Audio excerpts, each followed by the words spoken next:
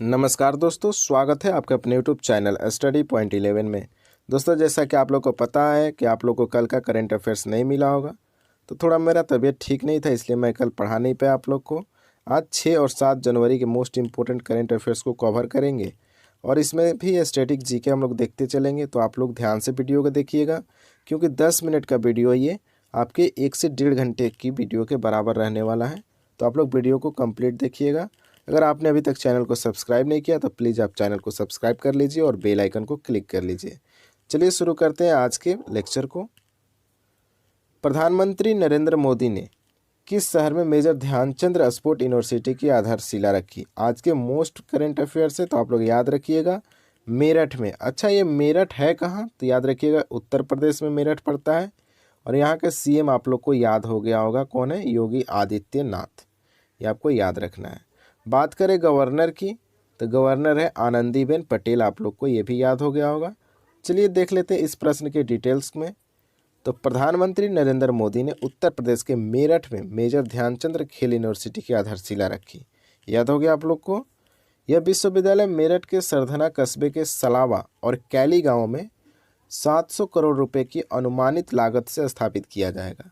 पैसा पूछे तो आप लोग बताइएगा कि 700 करोड़ रुपए की खर्चा आई है मेजर ध्यानचंद खेल यूनिवर्सिटी बनाने में, जो कि मेरठ के उत्तर प्रदेश में प्रधानमंत्री मोदी जी के द्वारा बनाया जा रहा है। ध्यानचंद खेल विश्वविद्यालय सिंथेटिक हॉकी ग्राउंड, फुटबॉल आदि सहित आधुनिक और अत्याधुनिक खेल बुनियादी ढांचों से लैस होगा ये यूनिवर्सिटी। आप लोग याद रखिएगा।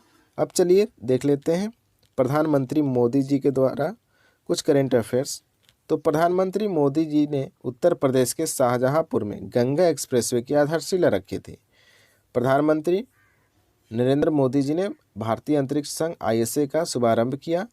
टाइम मैगजीन ने प्रधानमंत्री नरेंद्र मोदी जी को 2021 के 100 सबसे प्रभावशाली लोगों में भी शामिल किया है। नरेंद्र मोदी जी संयुक्त राष्ट्र सुरक्षा परिषद UNSC में एक खुली बहस की अध्यक्षता करने वाले पहले भारतीय प्रधानमंत्री बन गए हैं। तो आप लोग याद रखिएगा इतना फैक्ट प्रधानमंत्री से। अब आइए बात करते हैं अगले प्रश्न की। हाल ही में किस देश ने संचार उपग्रह INMARSAT-6F1 लॉन्च किया? तो दोस्तों याद रखिएगा इस उपग्रह को लॉन्च करने वाला देश है जापान। आइए इस प्रश्न के डिटेल्स को समझते हैं, फिर आपको ये प्रश्न याद हो जाएंगे।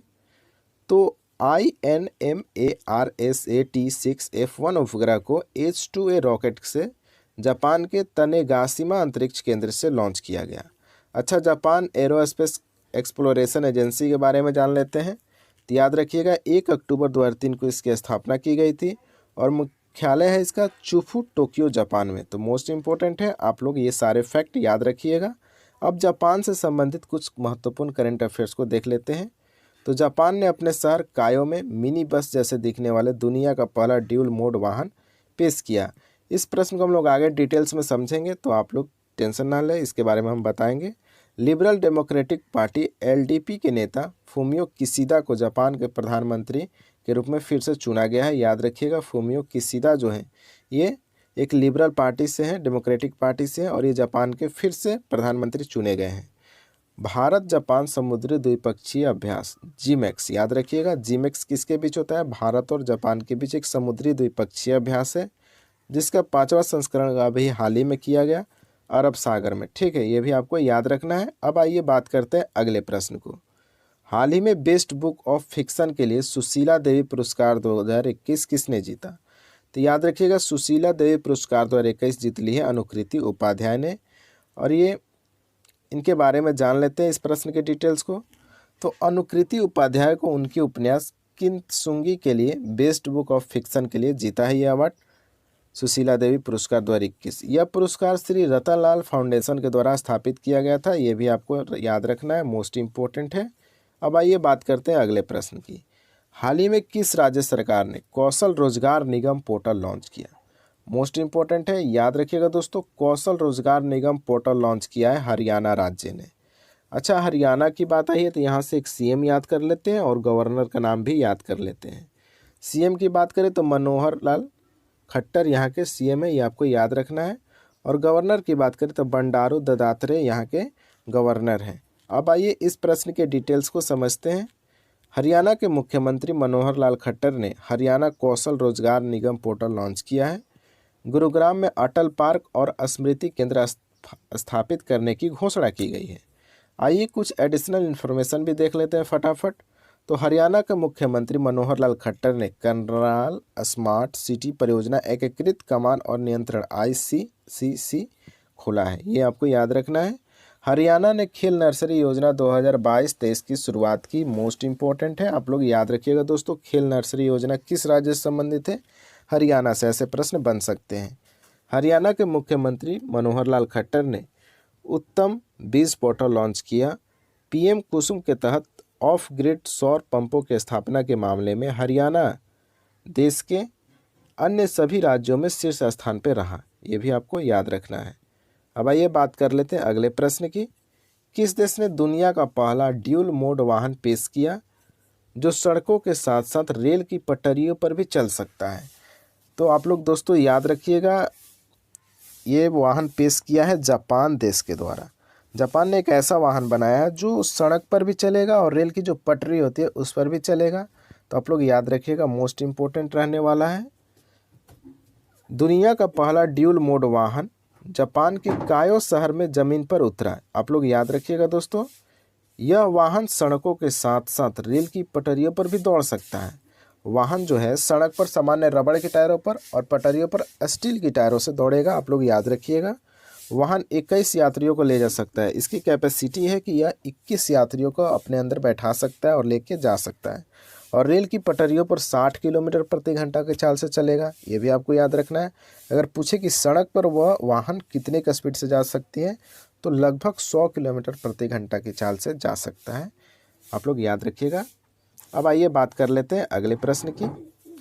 भारत, अमेरिका और खाड़ी क्षेत्र के 200 से अधिक हिंदू तीर्थ यात्रियों ने महाराजा परमहंस जी मंदिर में 100 साल पुराने पुनर्निर्मित मंदिर में प्रार्थना की है। अच्छा, मंदिर किस देश में स्थित है, ये आपसे प्रश्न पूछा गया। तो दोस्तों याद रखिएगा, महाराजा परमहंस जी का मंदिर पाकिस्तान में स्थित है। आप लोग याद रखिएगा, मोस्ट इम्पोर्टेंट है। बहुत चर्चे में रहा है क्योंकि अभी हाल ही में इसके 100 साल मूर्ति बने हुए हो गए हैं। अब आइए बात कर लेते हैं इस मूर्ति के बारे में। तो भारत, अमेरिका और खाड़ी क्षेत्र के 200 से अधिक हिंदू तीर्थयात्रियों ने एक कट्टरपंथी इस्लामी पार्टी जो थी उसकी भीड़ द्वारा मंदिर को ध्वस्त किए जाने के 1 साल बाद उत्तर पश्चिम पाकिस्तान में 100 साल पुराने महाराजा परमहंस खैबर पख्तूनख्वा के तेरी गांव में परमहंस जी के मंदिर और समाधि को 2020 में गुसाई भीड़ ने तोड़ दिया था। आप लोग याद रखिएगा, 2020 में तोड़ दिया गया था एक इस्लामिक पार्टी के द्वारा। कार्यक्रम का आयोजन पाकिस्तानी हिंदू परिषद द्वारा राष्ट्रीय वाहक पाकिस्तान इंटरनेशनल एयरलाइंस के सहयोग से किया गया है, ये भी आपको याद रखना है। 1919 में तेरी गांव में महाराजा परमहंस जी की मृत्यु हो गई थी, ये भी आपको याद रखना है कि 1919 में मृत्यु हो गई थी। उसके बाद मंदिर बनाया गया, समाधि बनाया गया और फिर एक इस्लामिक पार्टी जो थी 2020 में उसको तोड़ दिया। उसको लेकर हिंदू परिषद, जो पाकिस्तान में हिंदू हैं वहाँ की जो हिंदू परिषद चलती है, उसके द्वारा यह मांग की गई है कि उस मंदिर को ठीक किया जाए और उसमें फिर से हम लोग पूजा वूजा करेंगे। अब आइए बात करते हैं कुछ एडिशनल इन्फॉर्मेशन की। तो पाकिस्तान के परमाणु बम के जनक कहे जाने वाले डॉक्टर अब्दुल कादिर खान का निधन हो गया। देश जो है चीन, पाकिस्तान, मंगोलिया और थाईलैंड नामक एक बहुराष्ट्रीय शांति अभ्यास में भाग लेंगे। इसमें पाकिस्तान है, चाइना है, तो शांत तो रहने वाला है नहीं ये लोग, फिर भी लोग शांति का अभ्यास कर रहा है, करने दीजिए, कोई छूने वाले लोग से है नहीं। पाकिस्तान सेना ने परमाणु सक्षम सतह से सतह पर मार करने वाला बैलिस्टिक मिसाइल गजनवी का सफल परीक्षण किया, ये भी आपको याद रखना है। गजनवी कहाँ से है, तो पाकिस्तान से संबंधित एक परीक्षण है, ये आपको याद रखना है। जनवरी 2022 में इस्पात मंत्रालय के सचिव के रूप में किसे नियुक्त किया गया, तो दोस्तों याद रखिएगा, इस्पात मंत्रालय के सचिव बन गए हैं संजय कुमार सिंह। आप लोग याद रखिएगा, इस्पात मंत्रालय के सचिव बने हैं संजय कुमार सिंह, मोस्ट इंपॉर्टेंट है, आप लोग याद रखिएगा। आइए बात कर लेते हैं इस प्रश्न के डिटेल्स को। तो संजय कुमार सिंह ने नई दिल्ली में इस्पात मंत्रालय के सचिव के रूप में पदभार ग्रहण किया। सचिव कार्मिक और प्रशिक्षण विभाग की जगह ली। अच्छा, 2020, 2021 और 22 में नियुक्ति से कुछ संबंधित प्रश्न देख लेते हैं। जैसे अनुपम रे को निरस्त्रीकरण पर संयुक्त राष्ट्र सम्मेलन में भारत का नया अस्थायी प्रतिनिधि नियुक्त किया गया। पंकज शर्मा को मैक्सिको में भारत के अगले राजदूत के रूप में नियुक्त किया गया और अतुल दिनकर राणे को ब्रह्मोस एरोस्पेस के सीईओ और एमडी के रूप में नियुक्त किया गया है। तो आप लोग याद रखिएगा, और इसको हम याद करा भी चुके हैं। अगर आप डेली के करंट अफेयर्स देखते होंगे तो आपको पता होगा कि ये सारे प्रश्न के डिटेल्स में हम लोग जानकारी लिए थे। तो आइए देखते हैं अब अगले प्रश्न की। हाल ही में श्यामा प्रसाद मुखर्जी रूर्बन मिशन में किस राज्य ने शीर्ष स्थान पर हासिल किया? तो दोस्तों याद रखिएगा, श्यामा प्रसाद मुखर्जी रूर्बन मिशन में जो तेलंगाना राज्य है ये शीर्ष स्थान पर रहा। तो मोस्ट इम्पोर्टेंट है, आप लोग याद रखिएगा।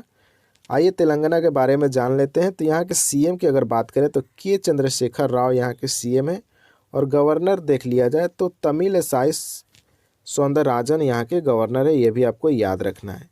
अब आइए बात कर लेते हैं इस प्रश्न के डिटेल्स में। तो श्यामा प्रसाद मुखर्जी रूर्बन मिशन के कार्यान्वयन में तेलंगाना पहले स्थान पर रहा। अच्छा, दूसरे स्थान और तीसरे स्थान पर कौन रहा? तो याद रखिएगा, तमिलनाडु और गुजरात। मतलब 1 नंबर पे तेलंगाना, 2 पे तमिलनाडु और 3 पे गुजरात रहे श्यामा प्रसाद मुखर्जी रूर्बन मिशन में। ग्रामीण विकास मंत्रालय द्वारा 2016 में श्यामा प्रसाद मुखर्जी रूर्बन मिशन की शुरुआत की गई थी। ये भी आपको याद रखना है।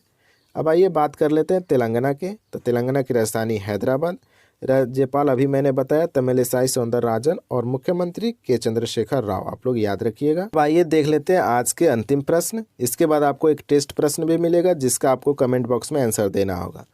हाल ही में किस देश ने दुनिया की सबसे लंबी 831 किलोमीटर मेट्रो लाइन की बिछाई की या फिर खोली गई है?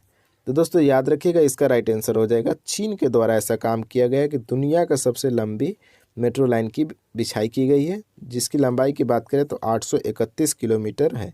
ये मोस्ट इम्पोर्टेंट है, आप लोग याद रखिएगा। अब आइए इस प्रश्न के डिटेल्स को समझ लेते हैं। तो चीन ने शंघाई में 2 नई चालक रहित मेट्रो लाइनें खोली। 2 नई लाइनों के साथ शहर के मेट्रो नेटवर्क की कुल लंबाई 831 किलोमीटर हो गई है और पहले स्थान पर है पूरे दुनिया में। ये भी मोस्ट इम्पोर्टेंट है। अच्छा, इसकी राजधानी की बात करें तो बीजिंग में है, लेकिन बीजिंग जो है दूसरा स्थान पर रहा और नई दिल्ली तीसरा स्थान पर रहा। ये भी आपको याद रखना है। अब आइए बात करते हैं 2021 और 2022 में चीन से जुड़ी कुछ महत्वपूर्ण करेंट अफेयर्स। तो प्रदीप कुमार रावत को चीन में भारत का नया दूत नियुक्त किया गया। आप लोग को दोस्तों बताना है कि मैक्सिको में कौन राजदूत बने हैं, मोस्ट इम्पोर्टेंट है। अभी मैंने बताया था मैक्सिको के बारे में, आप लोग मैक्सिको के राजदूत के रूप में बताइए। चीन ने उपग्रहों को एक नया समूह सिजियान 605 लॉन्च किया। चीन ने दुनिया का पहला पृथ्वी विज्ञान उपग्रह गुआंगुम या STGSat-1 अंतरिक्ष में लॉन्च किया। ये मोस्ट इम्पोर्टेंट है। आप लोग सारे के सारे फैक्ट को ध्यान से देखिए, और PDF के लिए आप टेलीग्राम ग्रुप से जुड़ जाइए, और चैनल को अगर आपने अभी तक सब्सक्राइब नहीं किया तो प्लीज़ चैनल को सब्सक्राइब कर लीजिए। चीन की बात आई थी तो चीन की राजधानी बीजिंग। चीनी मुद्रा देख लेते हैं तो रंबिंबी याद रखिएगा। चीन के राष्ट्रपति हैं शी जिनपिंग। तो मोस्ट इम्पोर्टेंट था ये प्रश्न, आप लोग को याद रखना है। ये रहा आप लोग के लिए टेस्ट का प्रश्न, जिसका कमेंट बॉक्स में आप लोग फटाफट आंसर कीजिए। किस राज्य सरकार ने वृद्धावस्था और विधवा पेंशन को 1200 से बढ़ाकर 1400 रुपया कर दिया है? त्रिपुरा, उत्तराखंड, तेलंगाना, असम। आप लोग को सीधे जाना है कमेंट बॉक्स में और इसका आंसर दे। तो चलिए मिलते हैं अब नेक्स्ट वीडियो के साथ। अगर आपने अभी तक चैनल को सब्सक्राइब नहीं किया दोस्त तो प्लीज़ चैनल को सब्सक्राइब कर लीजिए, और वीडियो अच्छा लगे तो लाइक कीजिए और अपने स्टडी ग्रुप में शेयर कीजिए। थैंक यू दोस्तों।